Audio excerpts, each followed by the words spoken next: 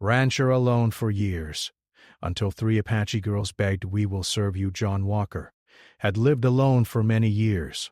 His ranch sat at the edge of the frontier, where the land stretched far and wide, untouched by most of the world. The wind howled across the open plains, the only sound breaking the quiet of his lonely existence. The days turned into months, and the months into years. John had learned to live with the silence, but it wasn't always easy. He'd been a different man once, full of life, laughter, and hope. But that man was long gone, lost to the past.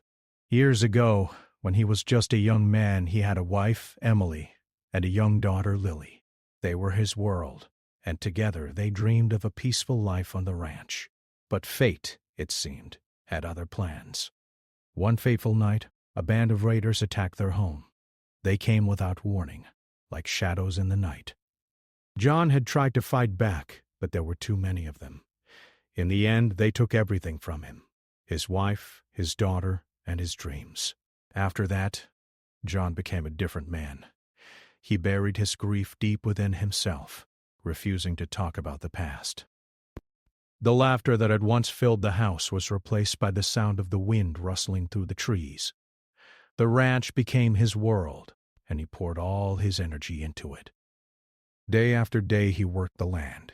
He cared for the cattle, fixed fences, and did all the work that came with running a ranch. But no matter how hard he worked, the emptiness inside him never seemed to fade. He lived in the memories of what he had lost, unable to move on from the pain. Over time, John grew accustomed to the solitude. At first, the silence had been unbearable, like a weight pressing down on his chest. But as the years went by, he learned to find comfort in it.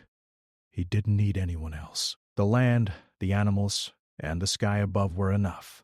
Or so he thought. Each day he rose before the sun and worked until it set. He didn't need to think much about anything, just the tasks at hand. The cattle needed feeding, the barn needed repairs, and the fences needed mending. It was the same routine every day, but it was a routine that helped him forget. Forget about the pain. Forget about the emptiness. Forget about the life he used to have. But the nights were different. The nights were the hardest. The darkness seemed to stretch on forever, and that was when his thoughts returned to Emily and Lily. He would sit alone in his cabin, staring into the flickering flames of the fire, thinking about the life they had shared. Sometimes he would catch himself imagining what they might have been doing had they lived. Would Lily have grown up to be like her mother? Would they have seen the ranch thrive, with children running through the fields, and the sounds of happiness filling the air? John would push those thoughts away, telling himself that it was pointless to dwell on the past. He had no family anymore, no one to share the ranch with. It was just him and the land. The weather was often harsh, especially during the winters. The snow would fall in thick blankets, covering the earth in a white shroud. It was in those cold months that John's loneliness seemed most unbearable. He would spend the long nights by the fire, staring into the flames, wishing for something, anything, to fill the silence. But there was nothing. Just the howling wind and the sound of his own heartbeat in the quiet. There were times when John thought about leaving. The ranch was a hard life, and he had no one to help him. He had heard of other men who had moved to the cities hoping for a new start. But the thought of leaving the land he had worked so hard to build kept him rooted in place. This was his home, and leaving it felt like giving up. Besides, what would he do if he left? Where would he go? The world beyond the ranch was as unfamiliar to him as the land was to a newcomer. So, he stayed. The days turned into weeks, the weeks into months, and the months into years. His only companions were the animals, and even they couldn't replace the companionship he longed for. There were no visitors, no friends to stop by, no family to check on him. It was just John, the ranch, and the land. The only sign of life from the outside world was the occasional traveler passing through, but they rarely stopped. They were always in a hurry, moving on to their next destination. And why would they stop? The ranch was isolated, far from the nearest town, and there was nothing but open space for miles around. The travelers would wave as they passed, and John would nod in return. But he didn't invite them in. He didn't need their company. But that all changed one afternoon when he was out riding, checking on the cattle. As he made his way through the valley, something caught his eye. At first, he thought it was just a mirage, a trick of the light. But as he got closer, he saw them. 3 young girls, standing by the edge of a small creek. John slowed his horse, watching them carefully. They appeared to be Apache, their faces painted with streaks of war paint. Their clothes were tattered, and they looked worn from travel. It was a strange sight. 3 young girls alone in the wilderness. What were they doing here? Why were they so far from any settlement? The girls noticed him too, and as their eyes met, they took a cautious step toward him. They didn't speak, but their eyes said everything. They were desperate. John's heart clenched in his chest. He had heard the stories of Apache raids, of violence and bloodshed, but these girls were different. They weren't warriors. They were just children, lost and alone. John dismounted from his horse, unsure of what to do. He had always kept his distance from the Apache, wary of their ways and their raids. But these girls were not warriors. They were survivors, and John couldn't just leave them out here, alone in the wilderness.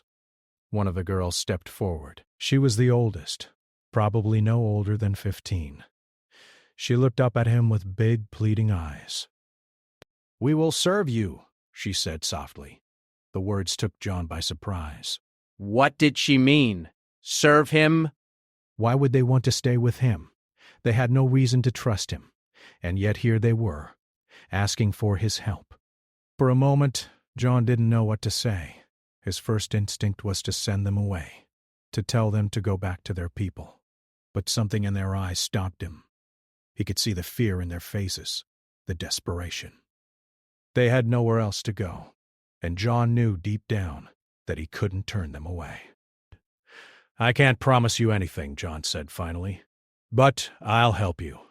The girl nodded, and the 3 of them slowly walked toward him. They had no idea what the future would hold, but for the first time in years, John didn't feel so alone. John Walker led the 3 girls back to his cabin, the sound of hooves echoing in the still air. As they approached, the familiar sight of his small home loomed in the distance. The cabin, a sturdy structure of wood and stone, had been his sanctuary for many years, but now with the 3 young girls walking behind him, it felt different. It felt like it might be the start of something new. The girls followed silently, their faces etched with weariness. They moved with caution, as if unsure of what to expect. John, too, felt a sense of uncertainty. He had lived in isolation for so long, and now here they were. 3 strangers, 3 Apache girls who had come from a world he barely understood. As they reached the cabin, John dismounted from his horse and turned to face them. "I'll get you something to eat," he said, trying to keep his voice steady. The girls nodded, though they said nothing. They were hungry, but there was more to their silence. It was as if they were waiting for something, for some sign of kindness or trust. John led them inside, and as they stepped through the door, he couldn't help but notice how small they seemed in the vast space. The cabin, though modest, had once felt like a home to him. Now it felt empty, too empty to hold 3 more people, even if they were strangers. He began to prepare a simple meal, stew made from the last of his venison, some vegetables from the garden, and a loaf of bread. As he worked, he could feel the girls' eyes on him, watching with quiet curiosity. The oldest girl, the one who had spoken earlier, was sitting on a small stool by the fire, her hands folded in her lap. The 2 younger girls were standing by the door, still unsure of their surroundings. John set the food on the table and gestured for them to sit. "Eat," he said gently. The girls hesitated for a moment before they each took a seat, their movements slow, almost as if they didn't want to appear too eager. But once they began eating, it became clear how hungry they were. They ate quietly, savoring each bite as if they hadn't had a proper meal in days. John watched them from across the table, feeling an unfamiliar warmth spread through him. These girls were far from home, far from everything they knew, and yet here they were, trusting him to take care of them. It wasn't just the food that was important. It was the fact that they had come to him for help. They had asked for his protection, his shelter. It was a heavy responsibility, one that John wasn't sure he was ready for. But at the same time, he knew he couldn't turn them away. As the meal came to an end, the girls began to speak. The oldest girl, whose name John had learned was Sena, looked up from her plate and met his gaze. "Thank you," she said, her voice soft but steady. "We've been traveling for a long time. We had no choice but to leave our people." Our tribe was attacked. John's heart tightened at the mention of an attack. He didn't know the details, but he could see the pain in Sana's eyes. He nodded, unsure of what to say. The other two girls, Taya and Kona, were sitting quietly, their faces downcast, their fingers fidgeting with the edges of their clothes. "They killed my family," Sana continued, her voice breaking slightly. "They took everything we had. We were left with nothing." She paused, her eyes glistening with unshed tears. "We didn't know where to go. We thought we would die out there. But then, we saw you." John didn't know what to say to that. He could feel the weight of her words, the rawness of her grief. These girls had lost everything, just as he had. They were survivors, just like him. He had lost his wife and daughter to raiders, and now here were these three girls just as broken and lost as he had been all those years ago. He cleared his throat, trying to shake off the lump in his throat. "You don't have to be alone anymore," he said, his voice rough. "You're safe here." "I'll protect you." Sana looked at him, her gaze steady. "We will help you too," she said. "We can work. We can take care of the animals. We can cook. We want to repay you for your kindness." John was taken aback. He had expected them to ask for shelter and food, but not this. They wanted to work, to contribute. It was clear that they weren't just looking for charity. They wanted to help, to be useful. "I don't need much," John said slowly. "But if you want to stay, you'll need to learn how to work on the ranch. It's hard work. It's not easy." Sana nodded, her face serious. "We are strong. We can do it." And so, it began. The girls quickly proved themselves to be hard-working and resourceful. They took to the ranch chores with determination, learning how to care for the animals, gather firewood, and tend to the garden. Sana, as the oldest, seemed to take on a leadership role, guiding the others with a quiet strength. Taya and Kona, though younger, were eager to help and learn. They had grown up in a different world, but they were quick to adapt to the rhythms of the ranch. John was surprised by how quickly they fit into the routine. At first, he had expected them to struggle, to falter under the weight of the work. But instead, they embraced it, working tirelessly alongside him. Their presence in the cabin, in the fields, and around the ranch felt natural, as if they had always been there. As the days passed, John found himself growing more comfortable with the girls. He still kept a distance. He wasn't ready to let his guard down completely, but there was something about their spirit that softened him. He had never expected to feel a sense of family again, but with them around, the cabin didn't feel so empty. The sound of their laughter, the way they sang softly as they worked, filled the space with life. It was a sound he hadn't heard in years, and it warmed his heart. The girls, too, seemed to settle into their new life. They had been through so much loss, so much pain, and yet they were resilient. They had found a way to survive, and now they were finding a way to live again. John watched them with a sense of awe, wondering how they could be so strong after everything they had been through. It was a strength that he recognized, a strength he had once had but had lost over time. As the days turned into weeks, John began to realize something. The emptiness he had felt for so long, the loneliness that had followed him like a shadow, was beginning to fade.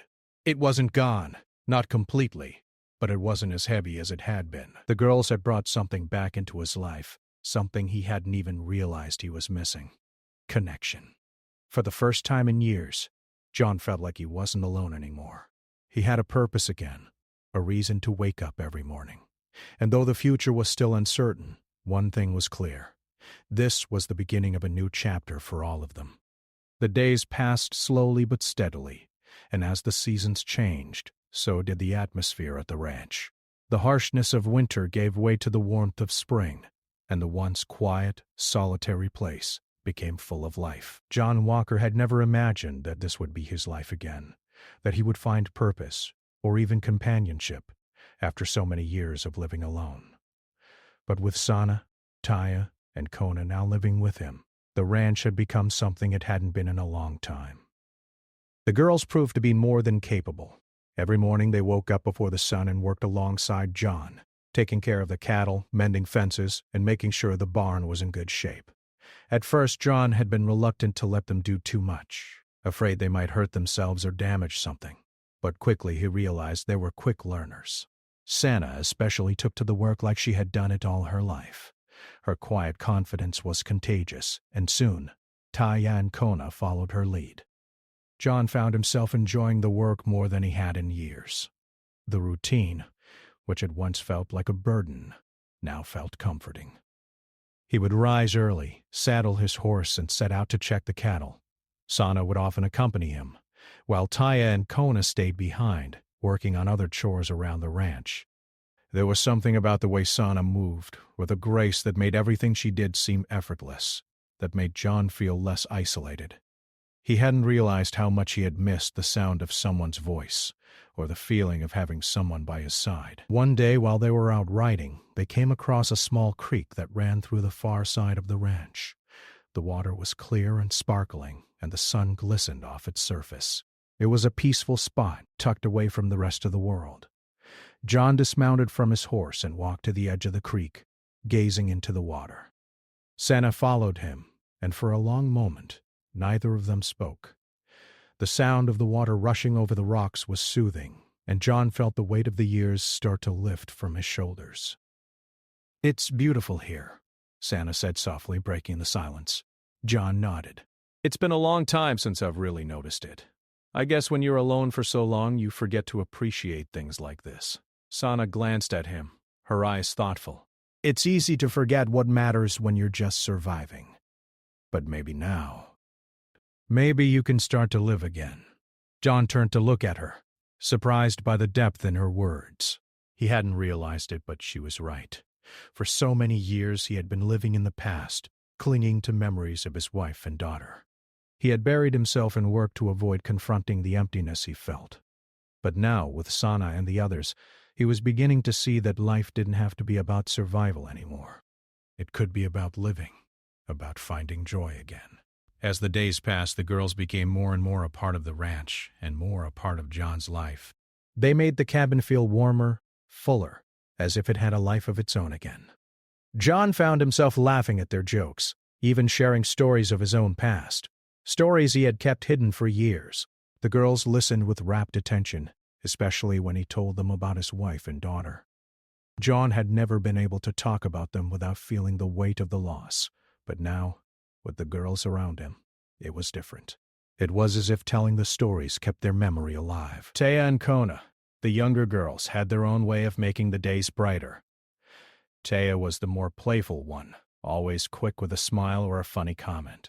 She would often play little pranks on John, like hiding his tools or replacing his boots with ones that were too small.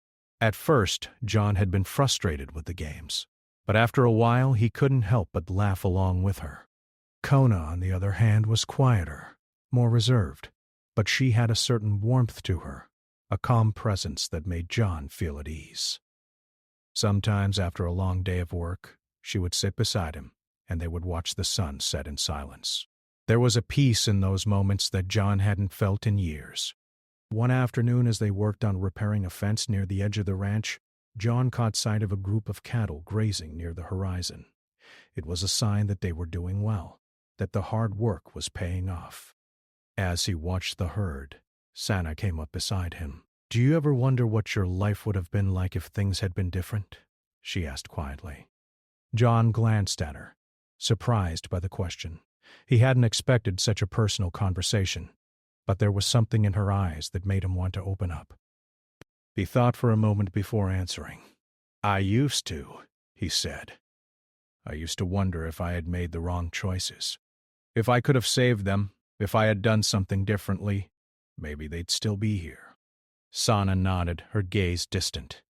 I think we all wonder that, sometimes. But we can't change the past. All we can do is keep moving forward. John looked at her, a sense of understanding passing between them. You're right. Maybe that's the hardest part, accepting that we can't go back. But I'm starting to think that maybe I don't need to. Santa gave him a small smile, and for the first time in a long while, John felt a spark of hope. He didn't know what the future held, but he knew that it didn't have to be as empty as it had once been.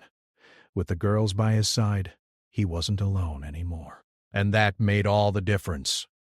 As the months passed, John continued to grow closer to the girls, and they to him. They became a family in their own way, formed not out of blood but out of shared experience, loss, and survival. They supported each other, laughed together, and worked together to make the ranch flourish. John no longer felt the weight of loneliness that had once pressed down on him. The days, while still hard, were filled with something he had longed for: purpose. There were still moments when the past crept up on him, when he would catch himself thinking of Emily and Lily, but they weren't as painful as they used to be. He could remember them without the overwhelming grief that had once consumed him. And in those moments he found himself feeling grateful. Grateful for the chance to start again. Grateful for the girls who had come into his life when he least expected it and given him a new reason to hope. The ranch was no longer just a place of survival. It had become a place of growth, of healing, and of new beginnings. And as John looked at the girls, each of them busy with their tasks, he knew that this was just the beginning. There was so much more ahead for all of them, and they would face it together as a family. The peace that had settled over the ranch was shattered one morning when John woke to the distant sound of horses. It was an odd sound, too early for it to be one of his own animals. At first he thought it was just the wind playing tricks on him, but as he listened, it became clearer. It wasn't just one horse. It was a group of them riding in fast and furious. John's heart skipped a beat. The raiders. The ones he'd heard about from the occasional traveler passing through. He had never seen one himself, but he knew their reputation. They were ruthless, violent, and they never hesitated to attack anyone who stood in their way. He quickly stepped outside, his boots crunching on the frost-covered ground as he scanned the horizon. The sound of hooves was growing louder, and soon he could see them, their figures silhouetted against the early morning light, riding across the open plains. John's stomach tightened. They were coming closer. Without thinking, he hurried to the cabin, his mind racing. He couldn't risk the girls being caught in this. He had to protect them. His first instinct was to send them away, to tell them to run and find safety. But he quickly realized that would be impossible. They had nowhere to go. If the raiders were after them, there was no place safe for them to hide. No, John had to stand his ground. He had to fight for them, for the family they had become. Sana, hearing the urgency in his footsteps, came out of the cabin, her eyes wide with concern. "What's happening?" she asked, her voice calm but tinged with fear. "Raiders," John said, his voice rough. "They're coming." "We need to be ready." Sana's eyes narrowed as she looked toward the horizon, where the riders were now clearly visible. She turned back to John, determination in her gaze. "We won't run. We'll fight." John hesitated for a moment, unsure if they were ready for something like this, but the look in Sana's eyes told him everything he needed to know. She wasn't afraid. She had seen worse, and she was prepared to face it. The same strength that had carried her through her own struggles was now lighting a fire in her eyes. They could do this. They had to. John didn't waste any more time. He turned and rushed inside to grab his rifle. He wasn't a fighter by nature. He had always preferred to live quietly, away from conflict. But this was different. These girls were his responsibility now, and he would protect them with everything he had. He wasn't going to let the raiders take what little they had built together. As he stepped back outside, the girls were already working. Taya had grabbed a small axe and was chopping firewood with fierce determination. Kona, though quiet, was moving swiftly, gathering anything they might need, a blanket, a knife, anything they could use in a fight. Sana was already at the barn, gathering the horses and saddling them with a skill that spoke of years of experience. John watched them for a moment, a wave of admiration washing over him. These girls were survivors, and now they were becoming warriors. They had no choice but to be strong, and they had taken on that strength with pride. He joined them at the barn, helping to ready the horses. They worked in silence, each of them focused on the task at hand. There was no time for words, only action. As they prepared, John could feel the tension in the air, the calm before the storm. He could hear the sound of the raiders' horses getting closer, and his mind raced with thoughts of what to do next. How could they defend themselves against so many? Would they survive this? "John," Sana said, her voice steady, "we need to be smart. We can't fight them head on. They're too many, and they have weapons. But we know the land. We know how to use it to our advantage." John nodded, his mind working through her words. She was right. Their best chance wasn't in a direct confrontation. They had the land on their side. The hills, the trees, the hiding places. They could use the terrain to outsmart the raiders. "I'll distract them," John said, his voice firm. "You three need to find cover and be ready to move when the time comes." Sana nodded, not questioning his decision. She trusted him. She had to. Together they finished preparing, saddling the horses and loading up supplies. The plan was simple. John would draw the raiders' attention away from the cabin, while the girls would hide and wait for the right moment to strike. It wasn't perfect, but it was the best they had. As they finished, the raiders were nearly upon them. John could see the dust rising in the distance, the dark figures now close enough to make out. His heart was pounding in his chest, but he didn't let it show. He had to stay calm. He had to keep his wits about him. "We'll stay out of sight," Sana said, her voice low. "We'll be ready when you give the signal." John nodded, mounting his horse. He looked back at the girls.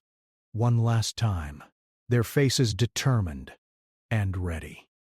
He took a deep breath, then turned his horse toward the raiders, urging it into a gallop. The raiders saw him immediately. They were quick to notice the lone figure on horseback, and they seemed eager for a chase.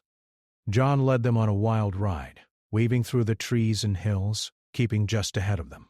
He could hear the pounding of their hooves behind him, their shouts growing louder as they followed. He had to keep them distracted, keep them focused on him. If they were chasing him, they wouldn't notice the girls. As the raiders chased him, John's heart raced, but he kept his focus. He knew he couldn't outrun them for long, so he had to be clever. He led them toward a narrow canyon, a place he knew well. It was the perfect spot for an ambush. The raiders wouldn't expect him to lead them there. He had to make them think he was cornered, that there was nowhere left to run. Just as the raiders closed in on him, he veered off the path, guiding his horse into the canyon. He heard the raiders shouting confusion behind him. They had fallen for it. At the right moment, he turned sharply, waiting for the signal. From behind the rocks, Sana, Taya, and Kona emerged, their horses moving swiftly, their faces set with resolve. With quick precision, they flanked the raiders, and the ambush was set. The raiders were taken completely by surprise. John could see the confusion in their eyes as the girls charged from their hiding spots, each of them with a weapon ready. It was a moment of sheer chaos, but in that chaos, John saw the strength of the girls, the determination in their eyes. They fought with the power of everything they had lost, everything they had fought for. The raiders, stunned and overwhelmed, tried to regroup, but it was too late. John and the girls had them trapped. The tide had turned. With the final, swift move, the raiders were defeated, not with brute force, but with cleverness and teamwork. The girls had been ready, and so had John. As the dust settled and the raiders retreated, John's heart was still racing. But he was filled with something else, too. Pride. The girls had done it. They had stood with him, fought with him, and together they had defended what was theirs. As they returned to the ranch, John couldn't help but look at the girls with new eyes. They had not only survived, they had triumphed, and together they had created something that couldn't be broken. The future was uncertain, but for the first time in a long time, John felt like he wasn't alone anymore. They were family, and they would face whatever came next, together. The days following the attack were filled with a quiet sense of victory, but also with the realization that their lives would never be the same. The raid had been a wake-up call, a reminder that the world outside their ranch was still dangerous and unpredictable. But John didn't let the fear linger. Instead, he focused on the newfound sense of family he had with the girls. They had proven themselves in a way that John hadn't expected. Not only had they survived, but they had fought for what they believed in, and for the first time in a long while, John felt truly proud. Sanate and Kona had not only adapted to life on the ranch, they had become its heartbeat. They no longer looked at John as a stranger. He wasn't just the man who gave them shelter. He was a part of their family now. They shared in the work, in the responsibility, and in the small, quiet moments that made up their days. There were no more empty nights spent alone in the cabin. Now, laughter filled the air. Conversations stretched late into the evening. They had built something together, a life that was full, despite the shadows of their past. One evening, after the sun had set and the stars began to blanket the sky, the four of them sat outside the cabin, enjoying the cool night air. The fire crackled softly, and the faint scent of wood smoke drifted into the night. Sana, who had become more of a leader in their small group, was sitting with her back against a tree, her legs crossed. Taya and Kona were lying on the ground, staring up at the stars, lost in thought. John leaned against the porch post, watching them all, a quiet smile on his face. He had never thought he would see a day like this again, where the ranch felt alive with purpose and connection. For so long, it had been just him and the land. But now, he could see the girls had given it a new spirit, a new energy. "What are you thinking about?" John asked, breaking the silence. Sana looked up at him, her face softened by the flickering firelight. "I was thinking about the future," she said. "About what comes next." John nodded, knowing exactly what she meant. There was still uncertainty in the air, still a feeling that they weren't completely safe. They had fought off the raiders, but there were always more dangers lurking out there. But that didn't stop them from dreaming. "What do you want the future to look like?" John asked, his voice steady. Sana thought for a moment. "I want peace. I want safety. I want a place where we can just live, without fear, without running. We've been through so much. I want us to be able to build something real." John smiled, his heart swelling with pride. He hadn't expected this from the girl who had once been so quiet, so reserved. But now he could see the fire in her eyes, the same determination that had carried them through so much. "We will build it," John said firmly, "together." As the fire crackled and the night grew deeper, they talked about their hopes and their dreams for the future. They spoke of the ranch, of how they could make it grow and thrive. John wanted to expand the cattle herd, to plant more crops, to make the ranch a place that could sustain them for years to come.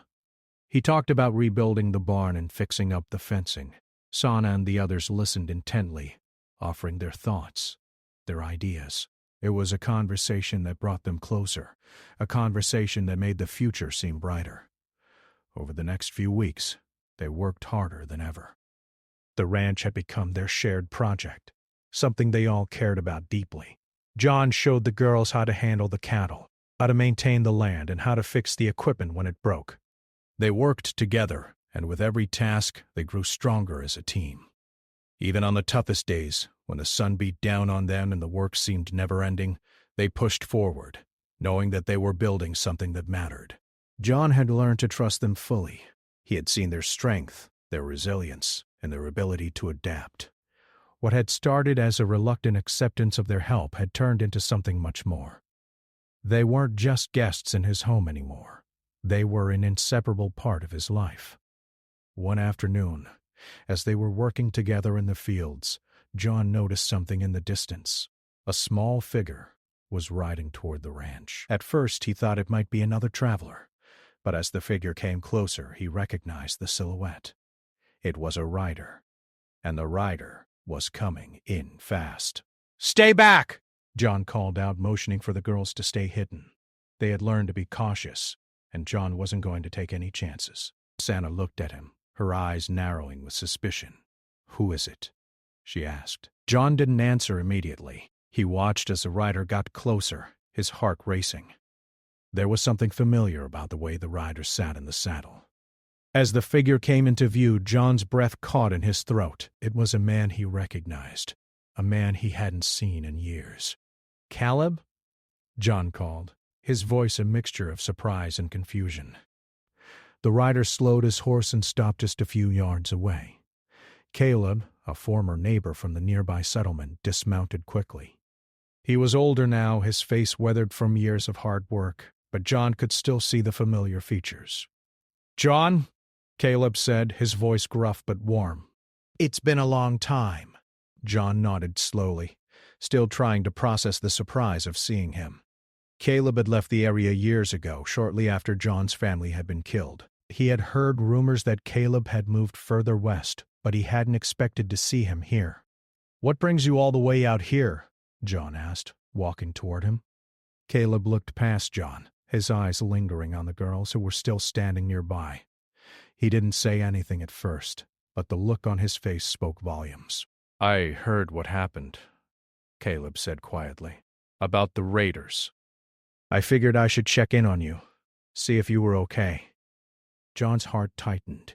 He had never expected anyone to come looking for him. He had lived for so long in isolation, assuming that no one would care about his well-being. But Caleb had come.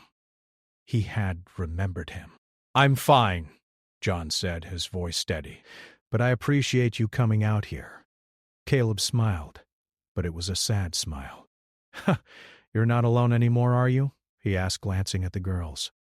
John looked at them, and for the first time in a long time he realized how much they had become a part of his life. "No," he said, his voice soft. "I'm not alone." Caleb nodded, his expression thoughtful. "Good," he said. "That's good to hear." As Caleb stayed for dinner and talked with John, the girls, and the ranch, John realized that the future wasn't as uncertain as it had seemed before. The past was gone, and while the scars of loss would never fade, they didn't have to define his life anymore. He had built something new, something worth fighting for. And as long as they stuck together, there was no limit to what they could accomplish. The ranch, once a place of solitude and pain, had become a place of life and hope. And now, with the girls by his side, John had a family once again. A family that was strong, resilient, and ready to face whatever the future held. And as they sat together around the fire that night, watching the stars above, John couldn't help but feel that, for the first time in a long time, everything was going to be okay. They had made it through the darkest times, and together they were ready to face the light.